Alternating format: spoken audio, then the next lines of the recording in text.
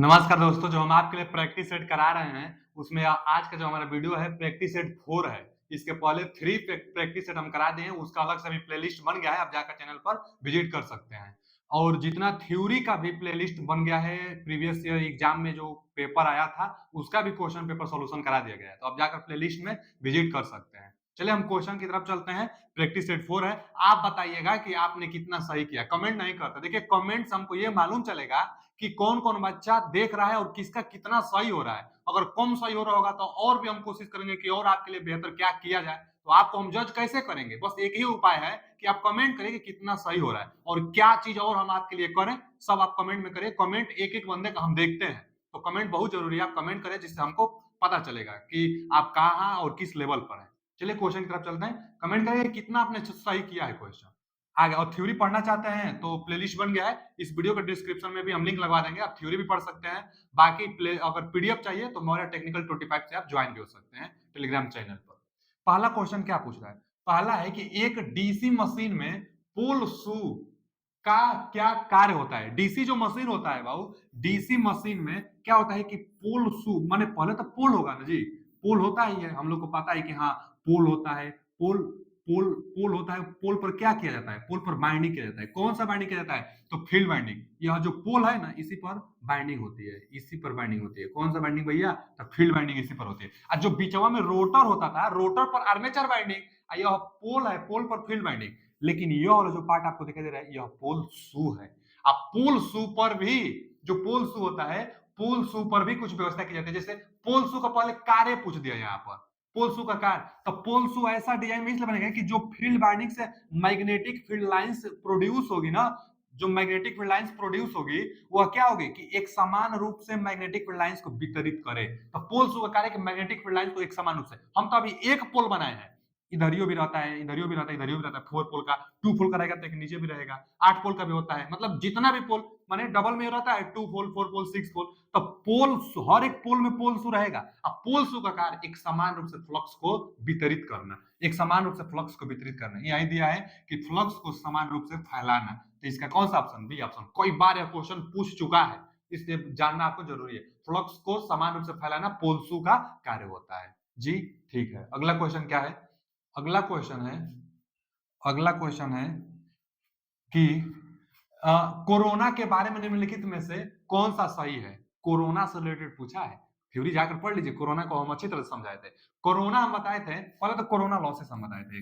Corona losses के लिए formula, corona losses frequency पर निर्भर करता है। एसी में कोरोना लॉसेस डीसी से 3 गुना ज्यादा होता है, माने एसी में ज्यादा होता है। फॉर्मूला क्या था? फॉर्मूला था 242.2 एफ प्लस 25 बटा में डेल अंडर रूट में आर बटा में डी, उसके बाद v माइनस वी सी का होल वर्ग गुणे 10 का पावर माइनस 5। अच्छा, इसका मात्रक भी कोई अगर कभी पूछ दे तो मात्रक बताएंगे कि इतना यह लॉस है ना, तो किलोवाट में। किलोवाट किमी प्रति फेज, किलोवाट किमी प्रति फेज, माने प्रति फेज में जितना किमी होगा उसमें यह वाटेज में निकल रहा है कोरोना लॉसेस या फॉर्मूला से। तो इस फॉर्मूला देखेंगे कि फ्रीक्वेंसी जो कोरोना लॉसेस होगी, फ्रीक्वेंसी प्लस 25 पर निर्भर करेगी, यानी फ्रीक्वेंसी पर निर्भर करे। फ्रीक्वेंसी बढ़ेगी तो कोरोना लॉसेस बढ़ती है। अच्छा, कोरोना लॉसेस जो होता है, कोरोना लॉसेस हाई वोल्टेज पर देखने को मिलता है, लेकिन हम बताए थे एक एक होता है कि वह वोल्टेज जिस पर कोरोना लॉसेस दिखाई देने लगे, उसको हम लोग क्रिटिकल विजिबल वोल्टेज कहते हैं, जिस पर कोरोना लॉसेस दिखाई देती है। एक तो वह वोल्टेज होता है जिस पर कोरोना लॉसेस बनना स्टार्ट होता है। ये ऐसे थोड़ी बात है कि तुरंत कोरोना बन जाएगा, दिखाई देने लगेगा। तो कोरोना दिखाई देने का मतलब कैसे पता चलता है? तो वायलेट ग्लो कलर का रोशनी बनता है। जो कंडक्टर होते हैं उन पर वायलेट ग्लो कलर का रोशनी आता है, ग्लो होता है, वायलेट कलर का रोशनी ग्लो होता है। तो हमको पता चलता है कोरोना बन गया है। लेकिन कोरोना दिखाई देगा, पहले बनना स्टार्ट हुआ होगा, उसके बाद दिखाई देगा। तो जिस वोल्टेज पर बनना स्टार्ट होता है उसको हम लोग क्या कहते हैं? क्रिटिकल डिस्ट्रप्टिव वोल्टेज, जिस पर बनना स्टार्ट हुआ। क्रिटिकल विजिबल वोल्टेज जिस पर दिखाई देने लगे। अब उसी से ऑप्शन में है, देखिए ना, क्रांतिक दृश्य, क्रांतिक दृश्य वोल्टता, यानी क्रिटिकल विजिबल वोल्टेज जिस पर दिखाई देगी। आगे दिया है विध्वंदक क्रांतिक वोल्टता, मतलब वह हुआ कि क्रिटिकल डिस्ट्रप्टिव वोल्टेज। तो क्रिटिकल डिस्ट्रप्टिव वोल्टेज जिस पर कोरोना बनना स्टार्ट हुआ, जिस पर दिखाई देने लगा, तो यह हमेशा ज्यादा रहेगा, यह सही बात है। कि क्रिटिकल डिस्ट्रप्टिव वोल्टेज जिस पर दिखाई देने लगे तो यह ज्यादा रहेगा, अब बनेगा कम वोल्टेज पर बनना स्टार्ट हो जाएगा और वोल्टेज बढ़ता रहेगा तो एक वोल्टेज आएगा जिस पर कोरोना लॉसेस दिखाई देने लगेगी। तो इसका A option he right answer. Corona losses अगर कम करना है तो कंडक्टर का व्यास बढ़ाइए, मतलब डायमीटर बढ़ाइए, कंडक्टर के बीच की दूरी को बढ़ाइए तो कोरोना लॉसेस कम हो जाएगा। जी ठीक है, आगे अगला क्वेश्चन क्या है बच्चा? अगला क्वेश्चन है कि प्रत्यावर्तक में अवमंदक बाइंडिंग, मतलब डैम्पर बाइंडिंग इसको कहते हैं। अवमंदक बाइंडिंग को क्या कहते हैं? Damper binding. डैम्पर बाइंडिंग, तो डैम्पर बाइंडिंग कहां स्थित होती है? डैम्पर बाइंडिंग कहां होती है? पहले स्टार्टर में नहीं, आर्मेचर स्लॉट में, आर्मेचर स्लॉट में भी नहीं, स्लॉट में थोड़ा होता है, स्टेटर में या फील्ड पोल कोर में। फील्ड कोर में भी, फील्ड कोर मतलब फील्ड जो पोल कोर होगा उसी में होता है। जैसे देखिए ना, इसमें भी डैम्पर बाइंडिंग जैसे हम अभी बताए, डीसी और अल्टरनेटर में यही अंतर है कि अल्टरनेटर में आर्मेचर ना होता है स्टेटर पर और रोटर पर फील्ड बाइंडिंग होता है, लेकिन जो बनाई जाती है पोल शू, यहीं पर एक और बाइंडिंग की जाती है जिसको हम लोग क्या कहते हैं? डैम्पर बाइंडिंग, इसी को हिंदी में अवमंदक बाइंडिंग कहते हैं। तो डैम्पर बाइंडिंग का कार्य क्या है? पहला काम हॉन्टिंग इफेक्ट को कम करना। डैम्पर बाइंडिंग है जो पोल शू में बाइंडिंग होती है, किसमें होता है? अल्टरनेटर में होता है। तो जो पोल शू पर बाइंडिंग होती है डैम्पर बाइंडिंग कहलाता है। इसका काम हॉन्टिंग इफेक्ट को कम करना और सेल्फ स्टार्टेड बनाना, अगर मोटर होता है तब। यहाँ तो यह अल्टरनेटर, तो यहाँ पर इसका काम होता है हॉन्टिंग इफेक्ट को कम करना। अच्छा, तो कहाँ होता है भैया? फील्ड पोल कोर में। तो फील्ड पोल कोर में यह होता है, मतलब पोल कोर जो होता है ना, पोल कोर में अल्टरनेटर में होता है। B option is a right answer. चलिए आगे, अगला क्वेश्चन क्या है? अगला क्वेश्चन है कि निम्नलिखित में से कौन एक डीसी जनित्र के प्रेरित विद्युत वाहक बल और आर्मेचर धारा के मध्य संबंध को प्रदर्शित करता है? अच्छा, कैरेक्टरिस्टिक से पूछा है। अब किसके किसके बीच में? तब प्रेरित विद्युत वाहक बल यानी ईजी एंड आर्मेचर धारा आईए के मध्य में कौन सा कैरेक्टरिस्टिक्स खींचा जाएगा? किसमें पूछा है? तो डीसी जनरेटर में। बचा, जो डीसी जनरेटर का कैरेक्टरिस्टिक्स होता था हम 3 बताए थे। कौन कौन 3 बताए थे? तो हम शॉर्ट सर्किट कैरेक्टरिस्टिक्स नहीं बताए थे हम आपको। कौन कैरेक्टरिस्टिक्स बताए थे? तो हम बताए थे खुला परिपथ, हाँ ये होता था, बाह्य परिपथ भी होता था और आंतरिक भी होता था। तीनों कैरेक्टरिस्टिक्स होता था। लेकिन कौन कैरेक्टरिस्टिक किसमें खींची जाती है? तो देखिए, पहले तो खुला परिपथ में आर्मेचर धारा आ ही नहीं सकता है। तो खुला परिपथ में किसके किसके बीच में खींची जाती है? तो इंड्यूज, अगर खुला परिपथ है तो वोल्टेज तो इंड्यूज होगा, तो नो वोल्टेज पर जो वोल्टेज इंड्यूज हो रहा है, induce voltage and field current के बीच में खींच जाती है। फील्ड करंट रहेगा ना खुला परिपथ में, फील्ड करंट रहता है। आगे वाह अभिलक्षण मतलब टर्मिनल पर, तो टर्मिनल वोल्टेज के बीच में खींची जाएगी। वीटी मतलब क्या होता है बच्चा? Terminal voltage. Terminal voltage and किसके बीच में खींची जाएगी? तो यह अगर वाह परिपथ है तो लाइन करंट के बीच में, line current and terminal voltage के बीच में खींची जाएगी। वाह परिपथ में मिलेगा, फिर बाहर मिलेगा ये। उसके बाद आंतरिक, अंदर चाहिए आंतरिक या कुल अभिलक्षण। तो आंतरिक जो कैरेक्टरिस्टिक्स होता है या किसमें होता है बच्चा? तो जो जनरेटेड होगा, जो इंड्यूस ईएमएफ होगी एंड जो आर्मेचर करंट होगी, क्योंकि आंतरिक कैरेक्टरिस्टिक्स पूछा है। और यही इसमें भी पूछा है कि जनरेटेड ईएमएफ और ई, तो किस कौन सा ऑप्शन हो जाएगा? D option is right answer. इसका जो ऑप्शन होगा डी ऑप्शन, इसका जो ऑप्शन हो रहा है ना लाला, D option is right answer. आप देख सकते हैं जैसे यहाँ पर लिखा भी गया है कि खुला परिपथ ईजी और ईएफ में खींचा जाता है, आंतरिक यही जनरेटेड ईएमएफ और आर्मेचर करंट के बीच में खींचा जाता है, वाह्य अभिलक्षण वीटी और आईएल के बीच में, terminal voltage and load current के बीच में खींचा जाता है। तो यहाँ से आप देख भी सकते हैं, अलग नाम ये दिया गया है कि किस नाम से और जाना जाता है। आगे निम्नलिखित किस प्रकार के बाइंडिंग का इस्तेमाल आजकल डीसी बाइंडिंग मशीनों में नहीं किया जाता है? तो लैप वेव ही ज्यादा होता है। अब देख लीजिए, लैप बाइंडिंग होता है भैया, कौन नहीं किया जाता? यह पूछा, यह होता है डुप्लेक्स लैप बाइंडिंग आ गया, लैप बाइंडिंग होता है। फिर वेव बाइंडिंग, लैप वेव दोनों बाइंडिंग होती ही है। कौन सा? ग्राइमे रिंग बाइंडिंग अब नहीं किया जाता है, तो ये इसका सही हो जाएगा। कौन सा बाइंडिंग प्रयोग नहीं किया जाता है? तो C option is right answer. अगला क्वेश्चन है कि इलेक्ट्रॉनिक्स में प्रयुक्त शब्द पीसीबी का क्या तात्पर्य है? पीसीबी का तात्पर्य क्या है? इलेक्ट्रॉनिक्स में पूछा है। देखिए, एक बोर्ड आप देखे होंगे, एक बोर्ड देखे होंगे जिसमें सिंबल भी दे रहता है और पहले से ही इंटरनल वायरिंग उस पर होती है, होल होता है। उसके बाद हम लोग क्या करते हैं, वो क्रम में रहता है और उसके बाद उसी में हम लोग मतलब जो अगर यार गेट नार गेट कुछ भी अगर गेट और बनाना होता है ना, चाहे रजिस्टर लगाना होता है, तो इसी में हम लोग हुक में लगा देते हैं। जो डिजाइन में करना होगा, जो हमारा पैनल बोर्ड पर जो भी सर्किट होगा, जो हम डिजाइन करना चाहेंगे, इसमें बस कनेक्शन करते जाएंगे, वो बनता जाएगा। तो इस बोर्ड को क्या कहते हैं? पीसीबी। इस बोर्ड को क्या कहते हैं? Printed circuit board. बहुत ऐसा सर्किट बोर्ड आता है कि जिस पर भैया ना रजिस्टर का सिंबल प्रिंटेड भी रहता है, अब बस वहां आपको खोजना होता है। तो वही प्रिंटेड सर्किट बोर्ड पीसीबी का फुल फॉर्म होता है इलेक्ट्रॉनिक्स में। तो इसका C option is right answer.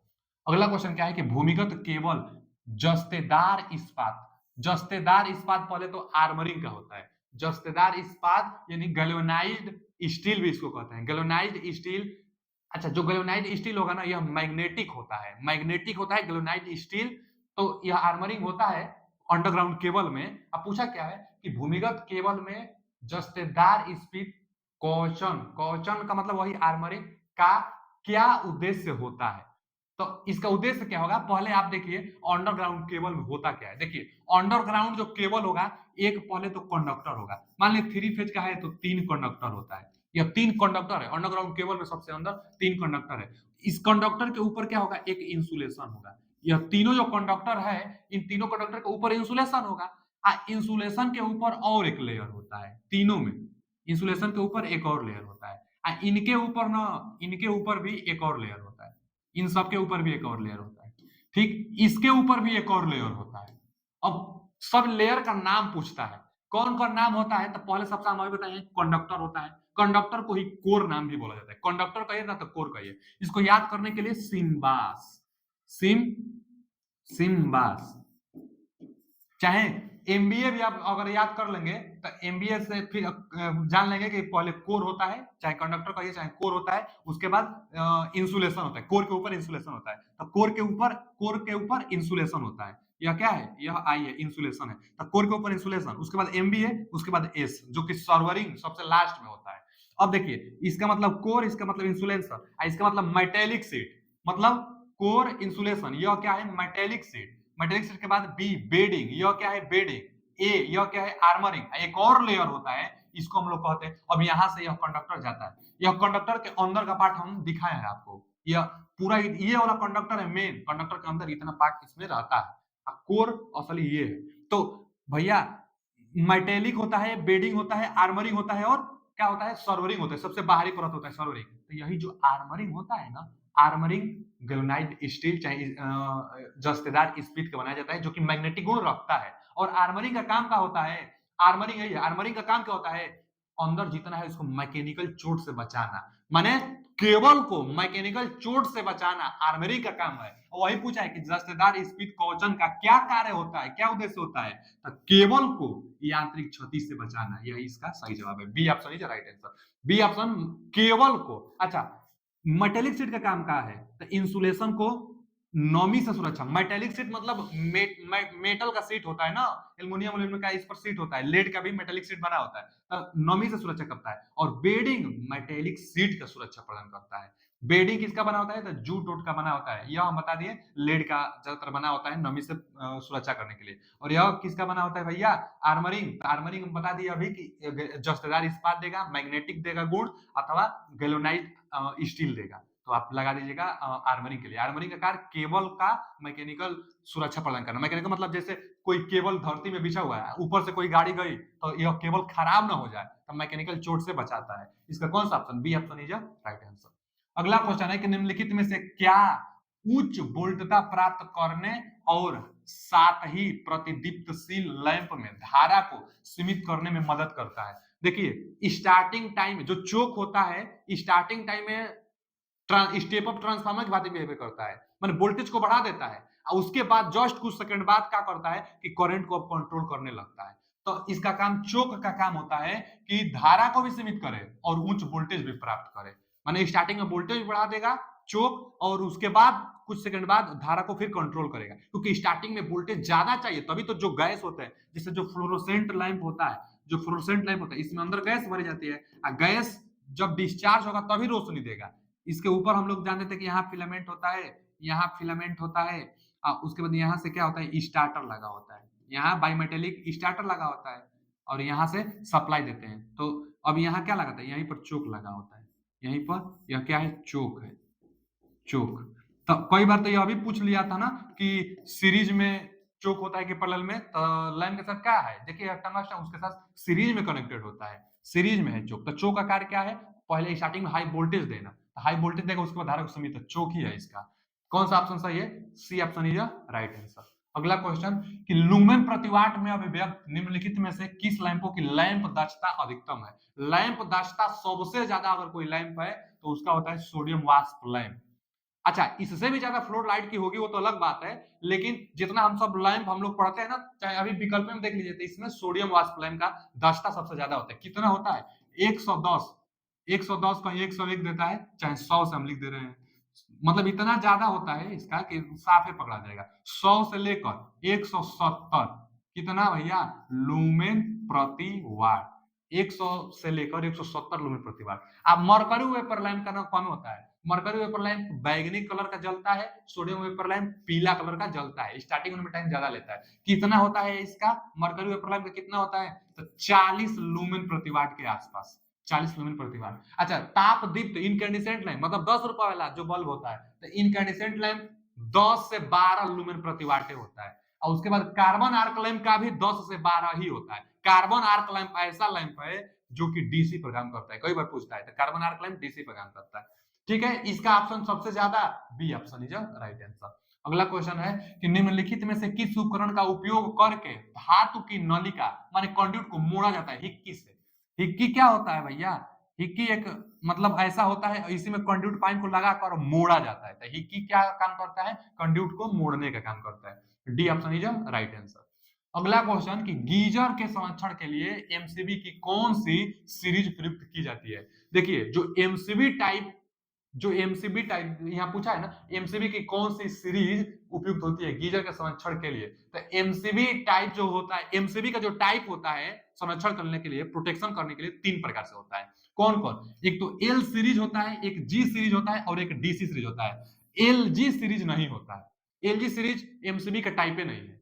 MCB का टाइप प्रोटेक्शन करने के लिए बस 3 है, एल सीरीज, जी सीरीज और डीसी सीरीज। तो जो एल सीरीज होता है रजिस्टिव लोड के लिए, रजिस्टिव लोड का मतलब ना प्रतिरोध वाले पदार्थ जो भी होंगे जिसमें ज्यादा प्रतिरोध होता है, अब जिसमें ज्यादा प्रतिरोध होगा उस प्रकार के लिए एल सीरीज एमसीबी का प्रयोग करेंगे। उसके बाद एक आता है जी सीरीज एमसीबी। जो जी सीरीज एमसीबी होता है यह इंडक्टिव लोड के लिए। इंडक्टिव लोड का मतलब पूछता है क्वेश्चन कि एसी को प्रोटेक्शन देने के लिए किस प्रकार के एमसीबी का प्रयोग करेंगे भैया? तो जी सीरीज एमसीबी का, क्योंकि जो एसी होता है इंडक्टिव लोड होता है उसमें, क्योंकि उसमें बाइंडिंग होती है ना इंडक्टर का, तो इंडक्टिव लोड होता है। इंडक्टिव लोड मतलब प्रेरकीय प्रतिघात, आप जानते होंगे, इंडक्टिव लोड होगा। तो एसी ओसी में जी सीरीज का। अच्छा, यहाँ डीसी सीरीज दिया है। जो जो डीसी सीरीज एमसीबी होता है, डीसी सीरीज एमसीबी ट्रैक्शन में प्रयोग किया जाता है। ट्रैक्शन का मतलब बच्चा, जो रेल वेल चलता है ना उसी को ट्रैक्शन प्रणाली कहते हैं। तो ट्रैक्शन प्रणाली में मोटर की सुरक्षा करने के लिए डीसी सीरीज मोटर का, ज्यादातर सीरीज मोटर का इसका प्रयोग भी करेंगे। डीसी सीरीज एमसीबी जो प्रोटेक्शन करेगा, तो डीसी सीरीज मोटर के लिए ज्यादा इसका प्रयोग भी किया जाता है। ट्रैक्शन सिस्टम में वो भी ट्रैक्शन सब जोड़ता है, तो डीसी सीरीज मोटर तीन प्रकार का था, DC series MCB, L MCB, G MCB. अब पूछा है गीजर। गीजर तो हाईली रजिस्टिव वाला एलिमेंट होता है इसमें। हम बताए थे, गीजर पढ़ाए थे, तो गीजर में क्या होता है कि नाइक्रोम का व्यवहार होता है, हीटिंग एलिमेंट होता है, रजिस्टिव ज्यादा होता है, तो इसलिए एल सीरीज के प्रयोग करेंगे। B option is right answer. Geyser resistive होता है, इसलिए B option is right answer, L series. आगे, इलेक्ट्रिकल बेल में किस प्रकार के चुंबक का इस्तेमाल किया जाता है? भैया, इलेक्ट्रोमैग्नेट इलेक्ट्रिक बेल में प्रयोग किया जाता है, क्योंकि जो इलेक्ट्रिक बेल होता है उसमें क्या होता है, उसमें सप्लाई दिया जाता है। सप्लाई देंगे तो जो उसमें कॉइल होगी मैग्नेटाइज होगी, आयरन पीस को अपने तरफ खींचेगी तो घंटी टन टन बजेगी। इलेक्ट्रोमैग्नेटिक पर सप्लाई देंगे, इलेक्ट्रिक गुण मैग्नेटिक गुण दोनों होता है, तभी जो इलेक्ट्रिक बेल होता है वह काम करता है। इसका D option is right answer. देखिए यहाँ फिगर लिए हैं हम, इसी पर ना यह टक्कर देगा तब आवाज करेगा। अब टक्कर कब देगा? तो यहाँ से जैसे स्विच को हम लोग ऑफ करेंगे, मतलब ऑन करेंगे, अभी तो ऑफ है, इसको हम लोग प्रेस करेंगे तो यह ऑन हो जाएगा। जैसे ऑन होगा तो यहाँ से सप्लाई जाएगी, यहाँ सप्लाई इसमें जाएगी, सप्लाई यहाँ से इसमें आएगा, यहाँ से सप्लाई इसमें जाएगी। अब यह जो क्वाइल है, सप्लाई इसी क्वाइल के रास्ते जा रही है, तो क्वाइल इंडक्टिव बनाया गया है यहाँ पे, इसमें मैग्नेटिक गुण बनेगा। जब मैग्नेटिक गुण बनेगा तो यह आयरन के पीस को खींचेगा, मैग्नेटिक गुण आयरन के टुकड़े को खींचेगा, तो इस आयरन के टुकड़े को खींचेगी। जब इसको अपने तरफ खींच लेगी तो इस पर टक्कर देगा। तो यही एक मिनट में कई बार खींच लेता है, एक मिनट में कई बार खींच लेता है, इसलिए कई बार आवाज भी देता है, तो टक्कर देगा। तो का यहाँ पर चुंबकीय गुण भी बना, इलेक्ट्रिक सप्लाई दिए तो तभी तो इंड्यूस इसमें हुआ, चुंबकीय गुण भी हुआ है और इलेक्ट्रिक भी सप्लाई भी है इसमें। तो इसलिए इलेक्ट्रोमैग्नेटिक गुण के कारण इलेक्ट्रिक बेल काम करता है। ठीक है जी। अगला क्वेश्चन क्या है कि निम्नलिखित में से कौन सा यंत्र ट्रांसफार्मर नहीं है। यंत्र ट्रांसफार्मर हम बार बार जब भी हम थ्योरी पढ़ाते थे तो एक शब्द बताते थे कि भैया यंत्र को हम लोग इंस्ट्रूमेंट कहेंगे, तो इंस्ट्रूमेंट ट्रांसफार्मर की यहां पर बात कर रहे हैं। टीएफ को ट्रांसफार्मर पढ़ा जाता है, तो इंस्ट्रूमेंट ट्रांसफार्मर दो होता था। चाहे इंस्ट्रूमेंट अगर यंत्र भी कह दे ना, तो इंस्ट्रूमेंट जो यंत्र होते हैं, जो इंस्ट्रूमेंट टाइप ट्रांसफार्मर होते हैं, बस दो प्रकार से होते हैं, एक सीटी और एक पीटी, और कोई नहीं। तो इंस्ट्रूमेंट ट्रांसफार्मर पूछा है, तो एक पीटी होगा और एक सीटी होगा। इसमें सीटी पीटी दोनों, तो हाँ दोनों भी होते हैं, दोनों भी होते हैं, लेकिन इसमें पूछा क्या है, इसमें पूछा है आपसे कि कौन नहीं है, तो कौन सा इसका ऑप्शन हो जाएगा भैया, इसका ऑप्शन हो जाएगा सी ऑप्शन।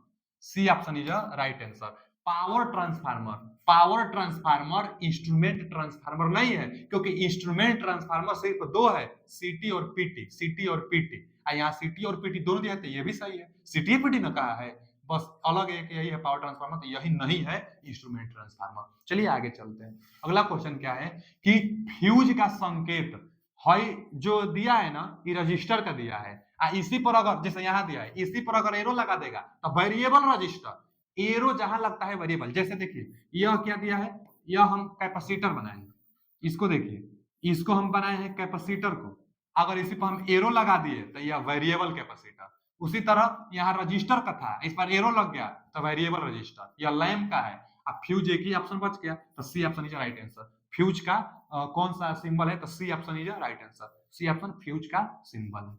आगे, कौन सी इंडक्शन मोटर आकार में सबसे बड़ी है, बहुत बढ़िया क्वेश्चन दिया है, सबसे बड़ी आकार में है, रेटिंग सबका 45 किलोवाट 45 किलोवाट 45 किलोवाट, रेटिंग सबका एक समान दिया है, और कौन बड़ी है पूछा है, तो स्पीड से हम लोग बताएंगे, जिसका कम स्पीड होगा वही सबसे बड़ा होगा। इसका C option is right answer. अब रही बात क्यों, तो देखिए कम स्पीड आखिर इसका है क्यों, स्पीड के लिए फॉर्मूला क्या होता है, एनएस बराबर 120 एफ बटा में P.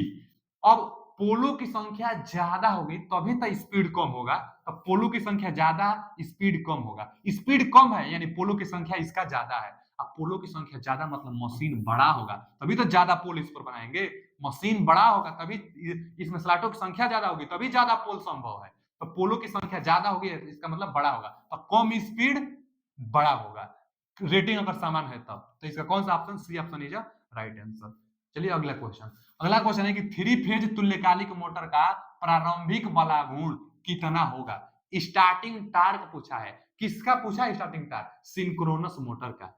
Synchronous motor self started नहीं होता है, इसलिए उसका starting torque 0। Synchronous motor self started कहां होता है, तो स्टार्टिंग टार्क 0, स्टार्टिंग टार्क इसका 0, A option is right answer. Synchronous motor को हम लोग स्टार्टिंग करने के लिए प्रोसेस अपनाते थे, जिसको हम लोग पोनी मोटर, चाहे एक्सटर्नल प्राइम मूवर की सहायता से स्टार्ट करते थे, चाहे डैम्पर बाइंडिंग की सहायता से भी स्टार्ट करते थे। डैम्पर बाइंडिंग क्या करता था, डैम्पर बाइंडिंग कहा, पोलसू पर डैम्पर बाइंडिंग, क्वेश्चन आया था, पोलसू पर डैम्पर बाइंडिंग। डैम्पर बाइंडिंग का काम हंटिंग इफेक्ट को कम करना और सेल्फ स्टार्टेड बनाना, तो सेल्फ स्टार्टेड बनाते हैं वो सब, इसको बनाया जाता है सिंक्रोनस मोटर को, तो इसका स्टार्टिंग टार्क 0 होगा। सिंक्रोनस मोटर को ओवर एक्साइटेड केस में सिंक्रोनस कंडेंसर की तरह बिहेवियर करा लिया जाता है, मतलब पावर फैक्टर सुधारने में ही सिंक्रोनस मोटर का प्रयोग किया जाता है। आज के लिए इतना ही, अब बताइए जरूर क्वेश्चन कितना आपने सही किया है। थैंक यू, धन्यवाद।